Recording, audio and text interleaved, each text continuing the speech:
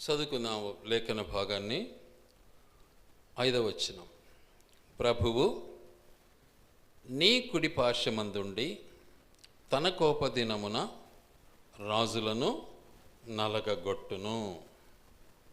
ఎందుకంటే దేవుని యొక్క వాక్కు సెలవిస్తున్న మాట ఏంటంటే, దావీదు మహారాజు తన యొక్క ఆత్మీయ అనుభవములో ప్రభు పరిశుద్ధాత్మ దేవుని చేత ప్రేరేపింపబడిన వాడై పలికినటువంటి ప్రవచన భాగం ఇది.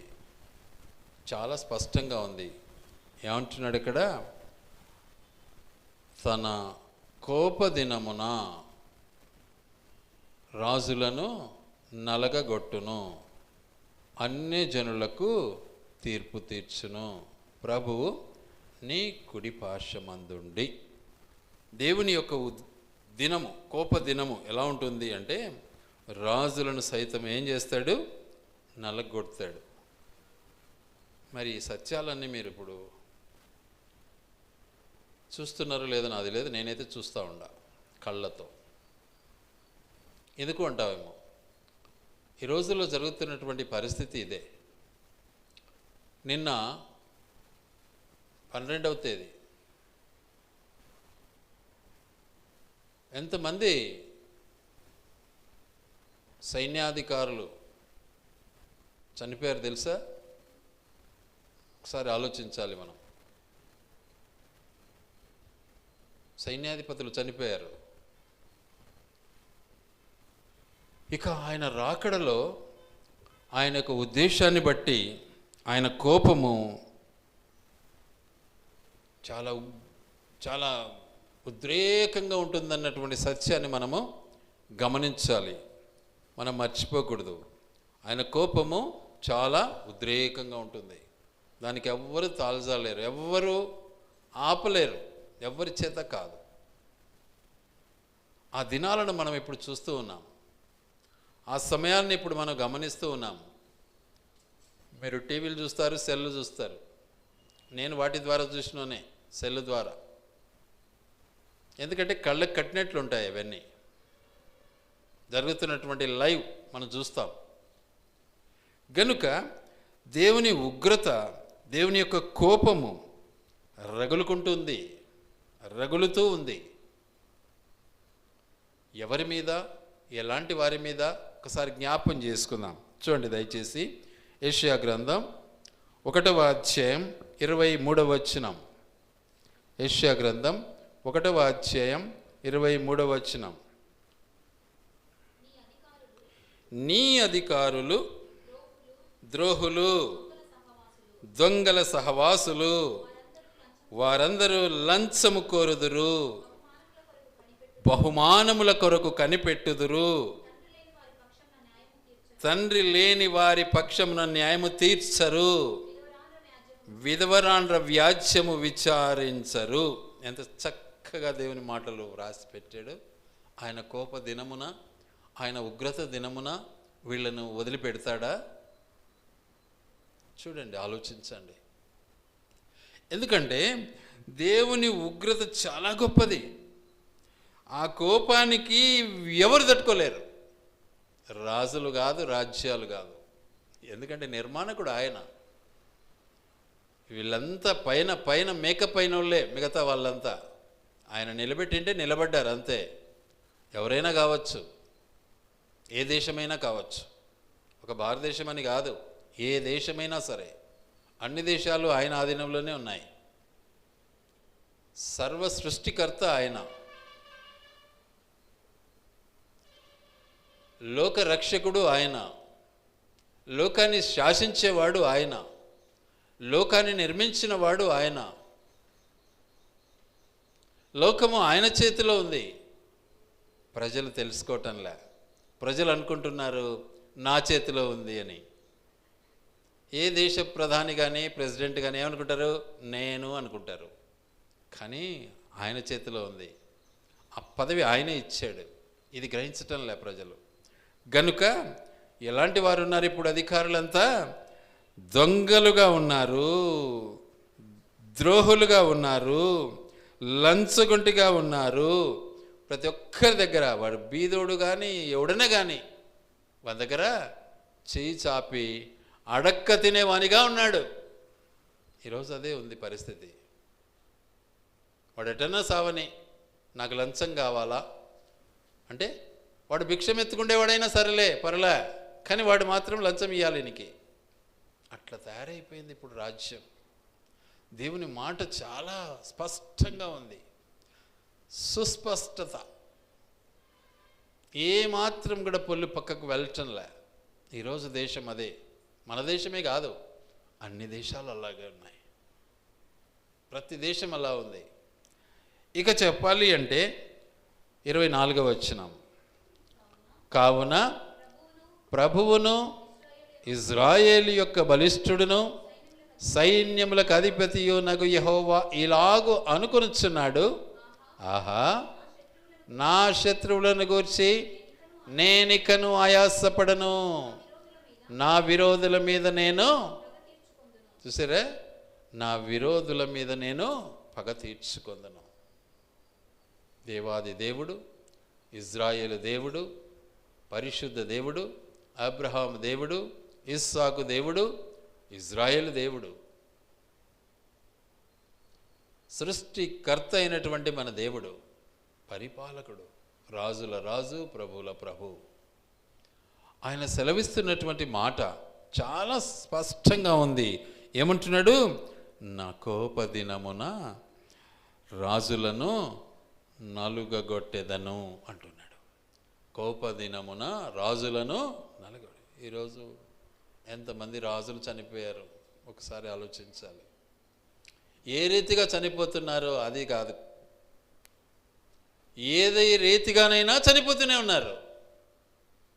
ఇందులో ఇక మనము పాయింట్అవుట్ చేసే హక్కు మనకు లేదు. దేవుని వాక్కు అది, దేవుని యొక్క ఉన్నతమైనటువంటి స్థితి గనుక ఏ రీతిగానైనా సరే ఏమైపోతున్నారు? లయమైపోతున్నారు. దేవుడు వారిని అనగదొక్కుతూ ఉన్నాడు, నలగొడుతూ ఉన్నాడు. ఒకచాట అపోస్తలుడైనటువంటి పౌలు అంటాడు, నేను ఎక్కడ బలహీనుడనై లేక భ్రష్టుడనైపోతానోనని నన్ను నేను నలగొట్టుకుంటున్నాను అంటాడు. అది క్రైస్తవ జీవితం. కానీ మనం ఆ పని చేయటంలే, మనం గర్విస్తాం. అయితే మన గర్వానికి బట్టి దేవుడు ఏం చేస్తున్నాడు? మనల్ని నలగొట్టడానికి ఇష్టపడుతున్నాడు.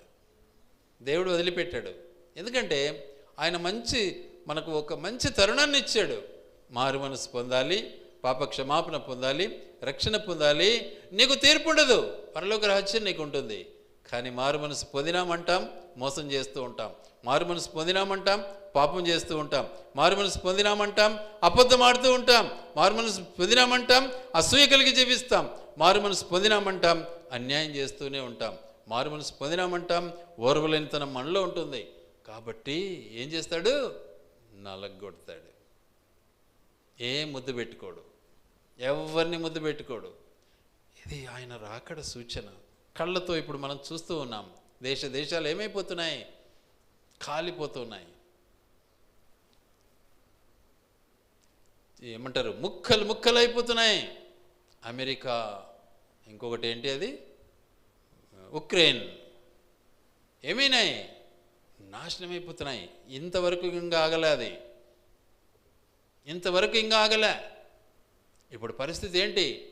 ఇరాన్, ఇజ్రాయెల్ ఇప్పుడు భయంకరంగా వేడిగా ఏమైపోతున్నారు? నలగొట్టబడుతూ ఉన్నారు. మొన్నటిదాకా భారతదేశం, పాకిస్తాన్ ఏమైంది? నలగొట్టబడింది. నిన్న ఏమైంది? భయంకరమైనటువంటి ఉపద్రవం. 241 మంది మనుషులు, యాత్రికులు, ప్రయాణికులు, ఇక సిబ్బంది, దాదాపు వాళ్ళు ఒక 18 మంది ఏమో, 17 మంది. ఆ తర్వాత హాస్పిటల్లో ఉన్నటువంటి ట్రైనీస్, డాక్టర్స్ దాదాపు 26 లేక 27 మంది అవుట్ 28 మంది ఇప్పటికీ తేలిన లెక్క ప్రకారం. ఇక ప్రక్కనున్న వాళ్ళు ఎంతమంది ప్రాణాలు కోల్పోయాయి. ఎవరన్నా ఆపగలరా? ఎవరి చేతనైనా అవుతుందే?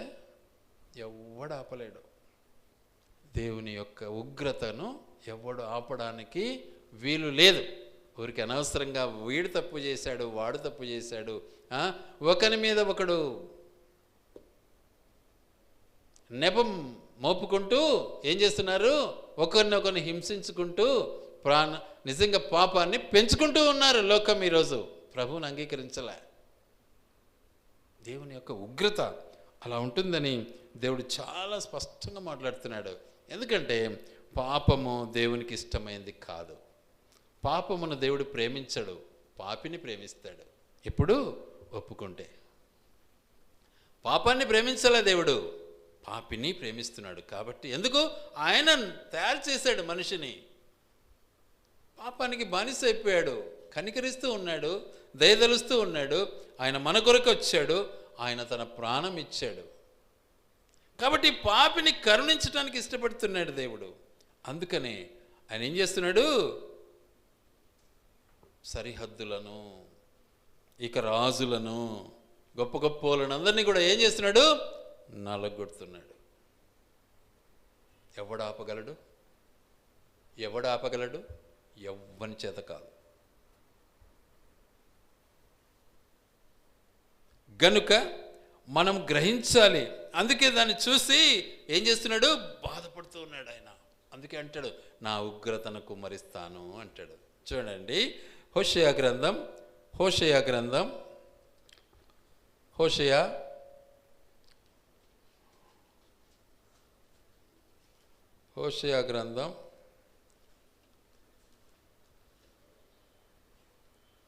5వ అధ్యాయం. హోషేయ గ్రంథం 5వ అధ్యాయం 10వ వచనం చదువుకుందాం. యూదా వారి అధిపతులు సరిహద్దు రాళ్లను తీసివేయి వారి వలె ఉన్నారు. నీళ్లు ప్రవహించున్నట్లు నేను వారి మీద నా ఉగ్రతను కుమ్మరింతును. మై గుడ్ గాడ్, ఇలాంటి శపథం దేవునిది. దేవుడు మాట ఇచ్చి వెనక్కి తీసుకునేవాడు కాడు. సరిహద్దు రాళ్లను ఏం చేస్తున్నారు? వాళ్ళు తీసివేసేవారుగా ఉన్నారు. కాబట్టి నేను వారిపై నా ఉగ్రతను నీళ్లు పోసినట్లు కుమ్మరిస్తాను. తట్టుకోలేరిక, ఎక్కడికి పరిగెత్తలేరు, ప్రాణాలు వదలాల్సిందే. ఎవ్వడు తప్పించుకోలేడు. జాగ్రత్త పడాలి మనం. వాక్యంలో రాయబడిన ప్రతి మాట కళ్ళతో భూమిపైన మనం చూస్తున్నాం. ఈ మాటలు ఏ గ్రంథంలో రాయబడలేదు. దేవుడు, పరిశుద్ధాత్మ దేవుడు మనకు రాసి పెట్టాడు. గ్రహించుకోండి అంటున్నాడు, తెలియచెప్పండి అంటూ ఉన్నాడు. ఇప్పుడు వినేవాళ్ళు కూడా తగ్గిపోయినారు. వాళ్ళు వినకపోని నువ్వు చెప్పు అంటాడు దేవుడు. గనుక వారు వినినను వినకపోయినను చెప్పడం ప్రభుని అంగీకరించినటువంటి మన బాధ్యత. ఎందుకు అంటే యుద్ధ దినములు మనము కళ్ళతో చూస్తూ ఉన్నాం, యుద్ధాలను మనం చూస్తూ ఉన్నాం. ఇంతవరకు ఉన్నటువంటిది ఒక యుద్ధం, ఇప్పుడు జరిగేది మరో యుద్ధం. ఇప్పుడు టెక్నాలజీ పెరిగిపోయింది, మిజైల్స్ ఎక్కువైపోయినాయి, ఇప్పుడు శత్రుత్వం ఎక్కువైపోయింది, ఇప్పుడు ఓర్వలేనితనం ఎక్కువైపోయింది, ఇప్పుడు అసూయలు ఎక్కువైపోయినాయి, లంచాలు ఎక్కువైపోయినాయి. వీటన్నిటిని బట్టి దేవుడు అంటున్నాడు, ఏమాత్రం కూడా వదలను నేను అంటూ ఉన్నాడు. ఏం చేస్తాడంట? నీళ్లు పోసినట్లు నా ఉగ్రత, నా కోపాన్ని నేను చూపిస్తాను అంటున్నాడు. నీళ్లు పోసినట్లు చూపిస్తాడట. ఇందులో సందేహమే లేదు. కాబట్టి మన జీవితంలో మనము గుర్తించాల్సినటువంటి గొప్ప విషయం, యుద్ధ దినాలు ఎలా ఉంటాయి. యేసు ప్రభు ఒక మాట అంటాడు మనతో. ఏమంటాడంటే చూద్దాం ఆ మాటను. మత్తయి సువార్త మత్తయి సువార్త 24వ వచనం చాలా స్పష్టంగా ఇచ్చాడు. ఏమంటాడంటే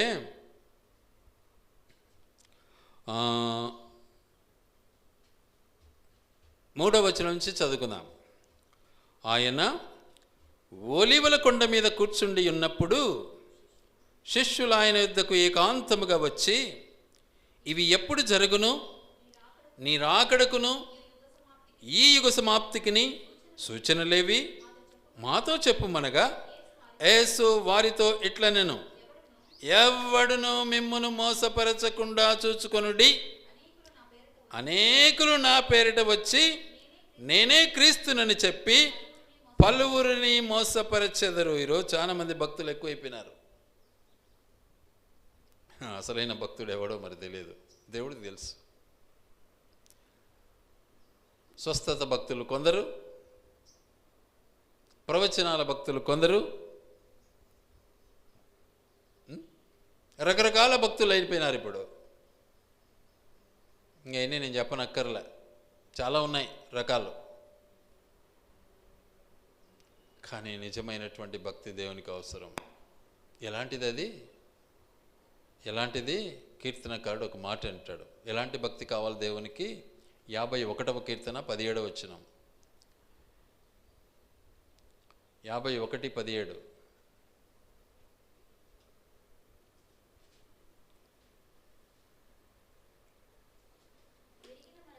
విరిగిన మనస్సే దేవునికి ఇష్టమైన బలి. దేవా, విరిగి నలిగిన హృదయమును నీవెన్నటికీ కూడా ఆలస్యం చేయవు, నిర్లక్ష్యం చేయవు. విరిగి నలిగిన హృదయం కావాలి. అందుకే అపోస్తలుడైన పౌలు అంటాడు, నేను ఎక్కడ తప్పిపోతానోనని నన్ను నేను నలగొట్టుకుంటున్నానయ్యా. దేవునికి అది ఇష్టమైంది. విరిగి నలిగిన హృదయం దేవునికి కావాలి, లోకాశలు కాదు దేవునికి. ఈరోజు లోకాశలతో మానవుడు దేవుని మర్చిపోతూ ఉన్నాడు. చదువులు ఎక్కువైపోయినాయి, దేవుని మర్చిపోతూ ఉన్నాడు. ఉద్యోగాలు, పెద్ద పెద్ద ఉద్యోగాలను దేవుని మర్చిపోతున్నాడు. డబ్బులు ఎక్కువైపోయినాయి, దేవుని మర్చిపోతూ ఉన్నాడు. దేవుని మాటను నిర్లక్ష్యం చేస్తూ ఉన్నాడు. పై భక్తి ఎక్కువైపోయింది ఈ రోజుల్లో. వదిలిపెడతాడా? మహాతల్లి డాక్టర్ అమ్మ పాపం మొన్ననే రిజైన్ చేసింది. జాబ్ రిజైన్ చేసి ఇక భార్య భర్త పిల్లలు పోయి ఇంగ్లాండ్లో మేము సెటిల్ అయిదామని చెప్పి ఇష్టపడ్డారు. కానీ ఏమైపోయినారు? బూడిదైపోయినారు.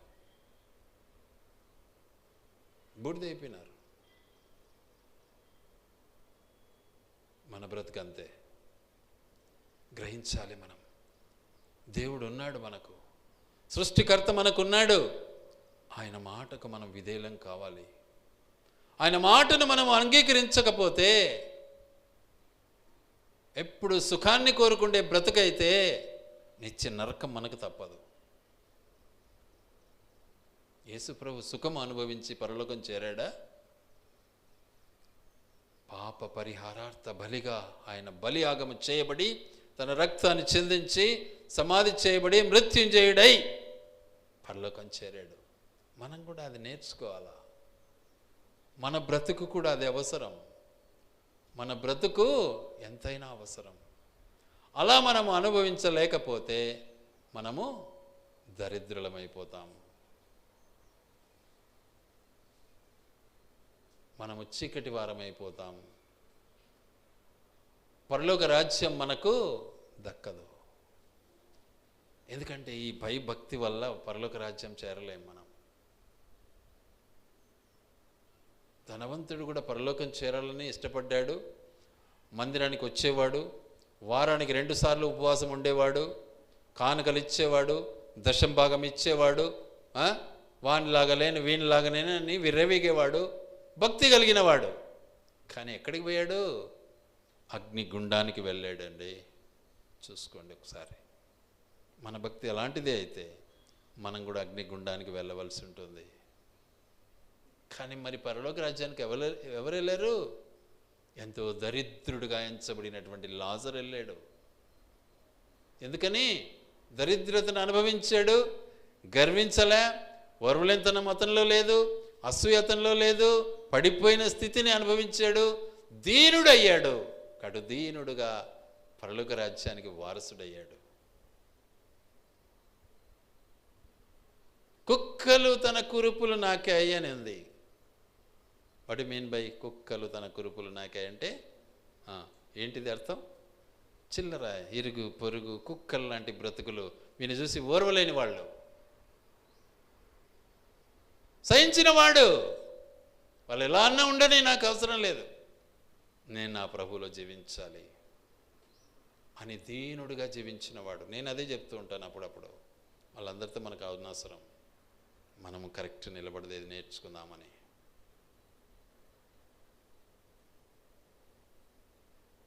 అది దేవునికి ఇష్టమైన బలియాగం. గనుక దేవుడు ఇక్కడ అంటున్నాడు ఇంకొక మాట. ఏమంటున్నాడంటే, అనేకులు నా పేరిట వచ్చి నేనే క్రీస్తునని చెప్పి పలువురిని మోసపరచెదరు, మరియు మీరు యుద్ధములను గూర్చియు యుద్ధ సమాచారములను గూర్చియు వినబోదురు, మీరు కలవరపడకుండా చూసుకోండి. చూసారా ఎంతమంది బాధపడ్డారు? విమానం పడిపోయింది, ఎంతోమంది పాపం చనిపోయారు. వాస్తవం, అందరికీ బాధే. ఎన్నో కుటుంబాలు ఈరోజు ఆవేదనలో ఉన్నాయి. మసి అయిపోయినారు వాళ్ళు, అసలు వాళ్ళను గుర్తించడానికి లేదు, రక్తపు ముద్దలు అయిపోయినాయి. చాలా బాధాకరం. ఒక ప్రక్క బొంబార్డ్మెంట్ జరుగుతూ ఉంది, అక్కడ బాంబింగ్. ఎక్కడ? ఇజ్రాయెల్లో జరుగుతూ ఉంది, ఇరాన్లో జరుగుతూ ఉంది, మార్గ మధ్యంలో జరుగుతూ ఉంది, రష్యాలో జరుగుతూ ఉంది, ఉక్రెయిన్లో జరుగుతూ ఉంది. ప్రస్తుతం కళ్ళు తెరిచి మూసే లోపలనే దేశాలు ముట్టడి జరుగుతూ ఉన్నాయి. అసలు ఊహించలే. విమానాలు ఎలా వచ్చాయి, ఎలా బొంబార్డ్మెంట్ జరిగింది, ఎలా వెళ్ళిపోయారు, ఎవరికి తెలియదు. ఎంత దేవుడు ఊరుకోడు కదా. ఎందుకని మళ్ళీ ఒకసారి జ్ఞాపకం చేసుకుందాం. ఎందుకు ఊరుకోడు అంటున్నాడు? ఎలా అయిపోయినారంట? అధికారులంతా మోసగాళ్ళు అయిపోయినారంట, అధికారులంతా ద్రోహులైపోయినారంట, అధికారులంతా దొంగలైపోయినారంట, దొంగలతో సహవాసం చేసేవారు అయిపోయినారంట, అధికారులంతా లంచగొంటి లంచాల బ్రతుకు అయిపోయిందట. అధికారులంతా ఏమిస్తావరు నాయన నాకని భిక్షగాళ్ళలాగా ప్రయాసపడుతున్నారట అధికారులు. మళ్ళీ చూడు, ఇక ఎంతవరకు చూస్తూ ఉంటాడు దేవుడు? వదిలిపెడతాడా? చాలా స్పష్టంగా మాట్లాడుతున్నాడు. కాబట్టి నా విరోధుల మీద నేను పగ తీర్చుకుంటాను అన్నాడు. వదిలిపెట్టానన్నాడు, పగ తీర్చుకుంటాను. అందుకే ఇక్కడ అంటున్నాడు, ఎలా పగలు ఎలా ఉంటాయి? ఒక ప్రక్క విమానాలు కూలిపోతున్నాయి, ఒక ప్రక్క వరదలు వస్తున్నాయి, ఒక ప్రక్క భూకంపాలు వస్తున్నాయి, ఒక ప్రక్క యుద్ధాలు, అగ్ని చెలరేగుతూ ఉంది. వీటన్నిటిని బట్టి మనం ఒక్కసారి గమనిస్తే ఈ వాక్యము అనుగుణంగా ఉందా లేదా, వాక్యానుసారంగా ప్రపంచం జరుగుతూ ఉందా లేదా ఒకసారి మనం గమనించాలి. వదిలిపెట్టాడు దేవుడు. కాబట్టి నువ్వు కూర్చోనైనా నా పక్కలో నువ్వు కూర్చో అన్నాడు. ప్రభు నా ప్రభుతో సెలవిచ్చిన వాక్కు ఏమంటున్నాడు? ఏమన్నాడు? నువ్వు చేసేదంతా చేసినావు, మంచిది. ఇప్పుడు నేను నీ శత్రువులు నీ పాదాల దగ్గర పెట్టేంత వరకు నువ్వు విశ్రాంతి తీసుకో అన్నాడు. వదిలిపెట్టాడు దేవుడు. తండ్రిగా ఎంత బాధపడతాడో ఒక్కసారి ఆలోచించండి.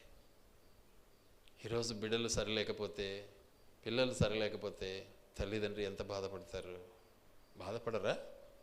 సంతోషంగా ఉంటారా? అది ఈ లోకపు న్యాయమా? కాదు. దేవుడు పుట్టించిన బిడ్డలం కాబట్టి అదే జీల్ మనకుంటుంది, మన తండ్రికి ఉన్నదే మనకుంటుంది. ఇది గ్రహించాలి మనిషి. అది గ్రహించలేకపోతే మనం ఆయన బిడ్డలం కాదు, మనము మన తల్లిదండ్రి బిడ్డలం కాదు.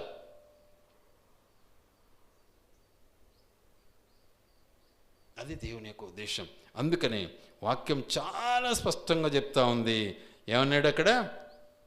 చాలా చక్కగా మనతో మాట్లాడాడు, చాలా స్పష్టత మనకిచ్చాడు. హోషేయ గ్రంథం 5:10 చాలా చక్కగా మనల్ని హెచ్చరించాడు. ఏమంటున్నాడు? యూదా వారి అధిపతులు సరిహద్దు రాళ్ళు తీసివేయు వారి వలె ఉన్నారు, కాబట్టి నీళ్లు ప్రవహించున్నట్లు నేను వారి మీద నా ఉగ్రతను కుమ్మరిస్తాను. ఏం లేదు. నిన్నటి పరిస్థితిని ఒకసారి, భయంకరమైనటువంటి ఎన్ని వందలు ఎయిర్క్రాఫ్ట్స్ అటాక్ అయిపోయినాయి.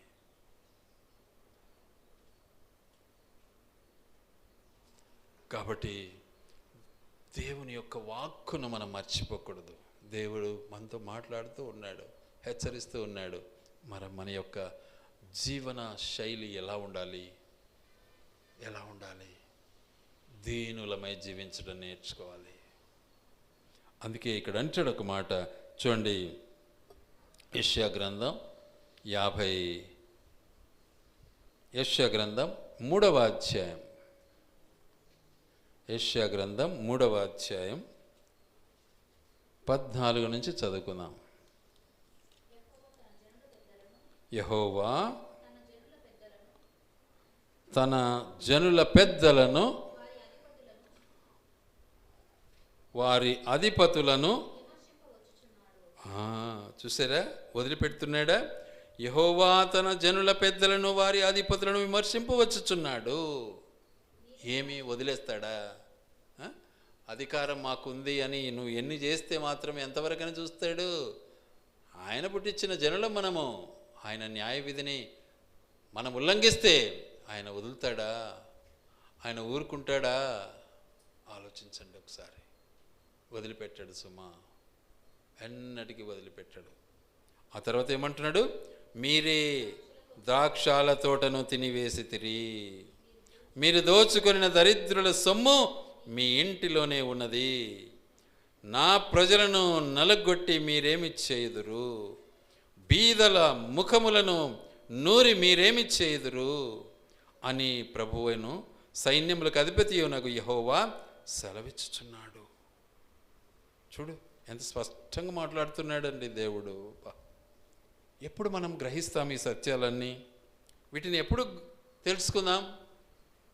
ఎవరు చూడలే మమ్మల్ని అనుకుంటున్నారు అధికారులు ఈ రోజుల్లో.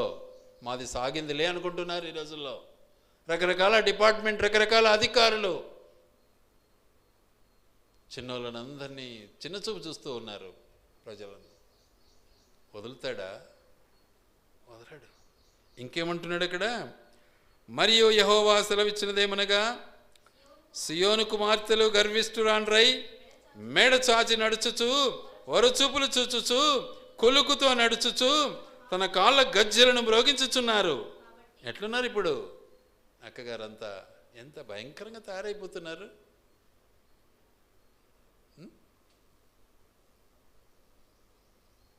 చూడండి సమాజం ఎలా తయారైపోయింది ఇప్పుడు.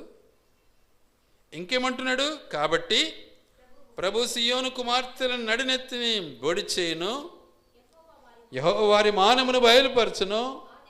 ఆ దినమున యెహోవా గల్లు గల్లు మనుని పాదభూషణములను, సూర్యబింబభూషణములను, చంద్రవంకలను, భూషణములను, కర్ణభూషణములను, కడియములను, నాణ్యమైన ముసుగులను, కుల్లాయిలను, కాళ్ళ గొలుసులను, వడ్డానములను, పరిమళ ద్రవ్యపు భరిణలను, రక్షరేకులను, ఉంగరములను, ముక్కు కమ్మలను, ఉత్సవ వస్త్రములను, ఉత్తరీయములను, పైటలను, సంచులను, చేతి అద్దములను, సన్నపు నారతో చేసిన ముసుగులను, పాగాలను, శాలువలను తీసివేయును. అప్పుడు పరిమళ ద్రవ్యమునకు ప్రతిగా మురుగుడును, నడికట్టుకు ప్రతిగా త్రాడును, అల్లిన జడకు ప్రతిగా బొడి తలయు, ప్రశస్తమైన పై వస్త్రమునకు ప్రతిగా గోనె పట్టయు, అందమునకు ప్రతిగా వాతయును ఉండును. ఖడ్గము చేత మనుషులు కూలుదురు, యుద్ధమునని బలాఢ్యులు పడుదురు. ఇది అండి పరిస్థితి. పట్టణపు గుమ్మములు బాధపడి దుఃఖించును, ఆమె ఏమీ లేనిదై నేల కూర్చుండును. ఇది జరుగుతోంది ఇప్పుడు. ఎవడన్నా ఆపగలడా? ఏ ప్రధానమంత్రి ఆపలేడు, ఏ ముఖ్యమంత్రి ఆపలేడు.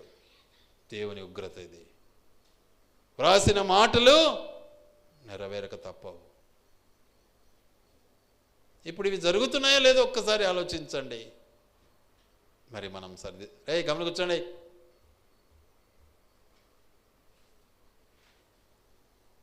ప్రస్తుతం జరిగే పరిస్థితులు ఇవన్నీ. ఈ సమయం వచ్చింది. దేవుడు ఆ రోజే ప్రవచనాలు వ్రాసిపెట్టాడు. యెషయా ప్రవచనాలు, రక్షణ వివరాలు, ఇవన్నీ కూడా ఎంత చక్కగా ప్రతిదీ విడివిడిగా రాసి పెట్టాడండి. వాటిని మనం ఎందుకు గ్రహించలేకపోతున్నాం? ఎందుకు ఇంకా గర్వానికి మనం సిద్ధమవుదాం? ఆలోచించుకోండి ఒకసారి. వెళ్ళిపోతాం ఒకసారి. అక్కడెక్కడో భయంకరమైనటువంటి అవి ఏం బాంబులు, అణుబాంబులు తయారు కాకూడదు అనేటువంటి ధోరణిలో ఈరోజు యుద్ధాలు ప్రారంభమైనాయి.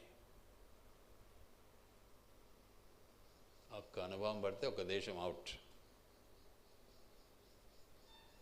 చిన్న చిన్న దేశాలకైతే ఎగిరిపోతాయి ధూళిలాగానే.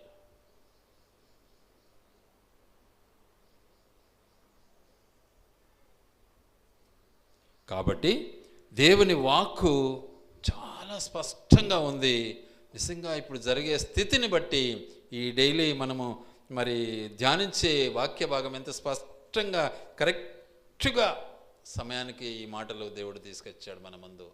ఇవి వాస్తవం కాదా?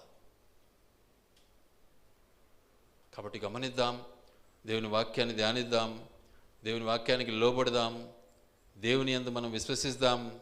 వీటన్నిటి నుంచి దేవుడు మనల్ని కాపాడాలని మనము దేవుని వైపు చూద్దాం. దేవుడి మాటలు ఆయన వెనుకల్లో దీవించి ఆశీర్వదించునుగాక. ఆరాధనలోనికి వెళ్దాం.